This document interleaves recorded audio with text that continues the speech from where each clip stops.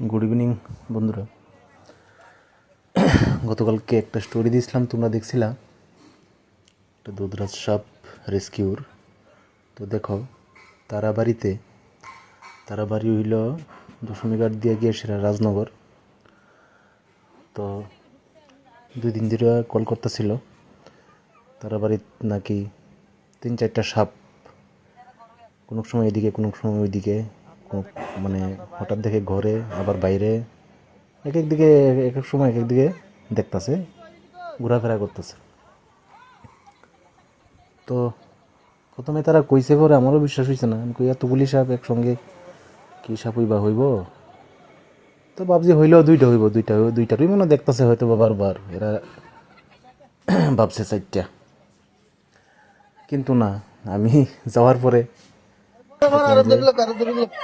ঠিক ওই বাড়িতে প্রচুর সাপ, আর সবটি ওই দুধরাজ অলরেডি রেস্কিউ করে লিয়েছি। এটা সকালের টাইমে আছে, আরো 2টা ধরার চেষ্টা করছি, রেস্কিউর চেষ্টা করছি, পারছি না, লুকাই গেছে।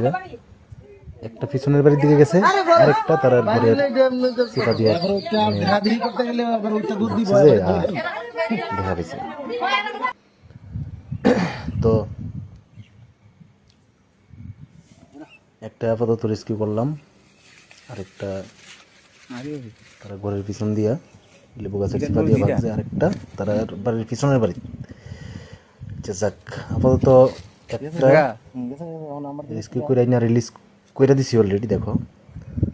তো একটু পরে আবার ফোন আইব, বলতে ফোন আইছে অলরেডি, দুপুরবেলা আবার ফোন আইছে, পরে গিয়া দেবো আবার ধরছি। টানলাম দুপুরবেলা গিয়ে, সেটা তারা ঘরের পাশেই একদম দরজার লগই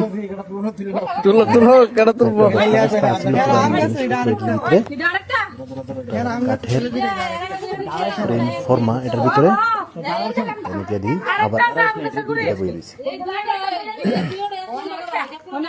তো এটা লিয়ে 2টা, সকালে এটা ধরলাম, দুপুরবেলা এটা রেস্কিউ করলাম। তো পাশের বাড়িতে আরেকটা, ওইটার সাইজ আরো বড় আছিল, এটা আরো বিশাল সাইজ আছে। মানে তারা যে কইছে 4টা সাপ, মানে ঠিকই 4টা সাপ আছে বাড়িতে। এর মধ্যে 2টা রেস্কিউ করা হয়েছে, আরো 2টা আছে।